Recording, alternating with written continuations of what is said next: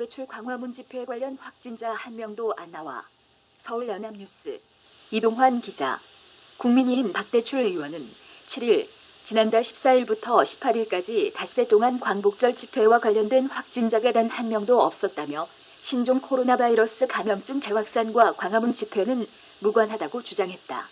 박 의원은 이날 질병관리본부로부터 제출받은 자료를 근거로 제시하며 지난달 14일 103명, 15일 166명, 16일 279명, 17일 197명, 18일 246명으로 집계된 확진자 중에서 광화문 집회 관련자는 한 명도 없었다고 밝혔다.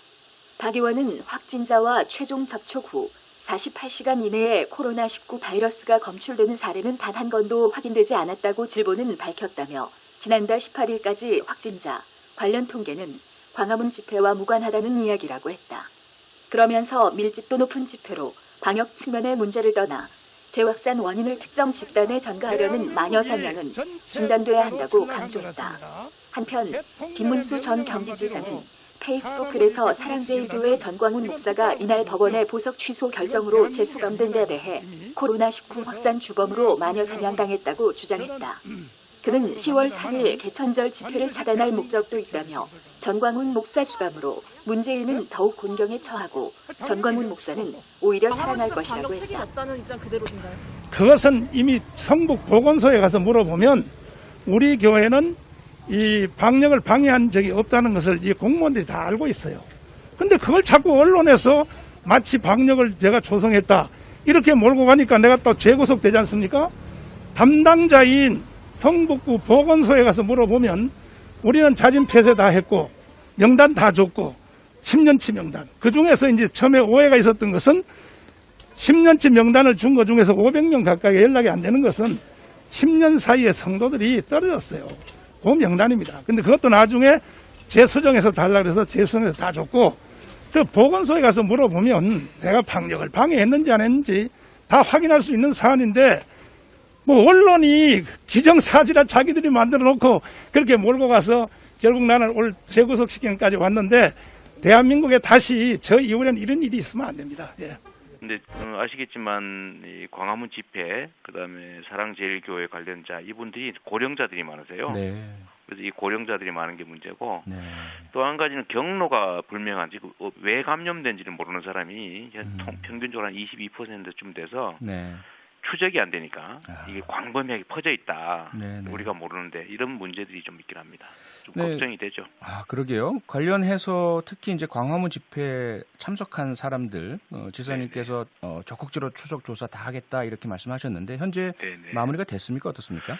아니요, 여전히 뭐 거의 2,000명 가까운 사람들이 검사를 안 받고 있고 네. 그중에 저희가 20명 고발을 했는데 여전히 계속 이렇게 버티고 있어서 어디서 또 감염되고 있는지 모르겠어서요. 좀 걱정이긴 합니다. 네. 지금 이게 일단 추세는 약간 꺾인 것 같지만 네네. 조금만 방심하면 급작스럽게 확산되거든요. 그러게요. 네. 네. 좀 협조해 주시면 좋겠는데 정말 참 답답하고 그러네요. 그러네요. 그런 상황에서 또 걱정인 게 개천절, 네. 광화문 보수 단체들이 집회 또 하겠다 이런 신고를 했다고 하는데요. 네. 어떻습니까? 어떻게 생각하십니까, 지사님? 저도 언론 보도에서 봤는데 네. 이분들이 정말 이 나라의 국민들이 맞는가 싶습니다. 네. 더군다나 나름 보수 단체라고 스스로 생각하고 나라를 사랑한다 이렇게 말씀하시는 분들이던데 그러게요. 그 국가에 대한 충성심이나 우리 국민들에 대한 애정이나 뭐 연대의식, 뭐 이웃에 대한 사랑 이런 게 완전히 결여된 거 아닌가. 네. 정말 사람 맞나 싶을 정도예요. 네네. 지금 아시다시피 8.15 집회나 제일사랑교회 같은 교회들 때문에 지금 확산되고 아까 말씀드린 대로 중환자가 많이 발생하는데 네. 어떻게 이런 걸 하겠다고 이렇게 좀 이러는지 정말 이해가 안 됩니다. 네. 그 법원의 그 집회 허가 결정이요. 지난번 8.15 집회 때 2개의 집회를 허가해줘서 큰 문제가 됐었지 않습니까? 네네. 이번에 개천절 집회 신고에 대해서는 법원의 태도가 어떻게 된다고 생각하십니까?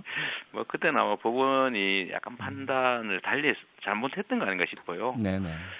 최선을 다했겠지만 법원은 이제 제출된 자료로 보니까 아마도 표현의 자유를 보호하겠다는 아마 뭐 그런 관점에서 판단하셨던 것 같은데 네.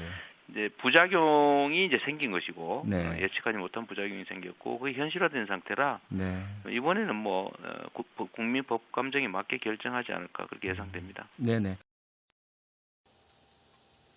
원희룡 개천절 집회 용납 못해 단호한 조치 취해야. 원희룡 제주도지사가 개천절인 10월 3일 대규모 집회를 예고한 보수단체들을 향해 공동체 구성원들을 의도적으로 위험에 빠뜨리는 행위라며 용납할 수 없다고 비판했다.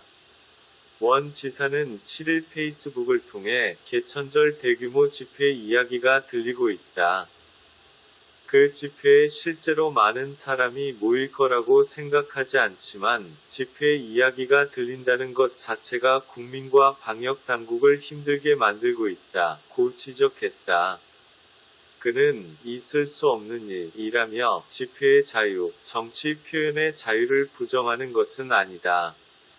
하지만 코로나19의 위험을 부정하고 방역의 필요성과 효과를 부정하고 자신들뿐 아니라 공동체 구성원들을 의도적으로 위험에 빠뜨리는 행위는 용납할 수 없다고 했다. 원 지사는 이어 보수의 이름과 가치를 참칭하며 공동체를 위험에 빠뜨리는 일체에 싣는 우리 당과 지지자들이 나서서 막아야 한다며 공동체의 안전을 보호하는 것은 보수의 제1 가치다.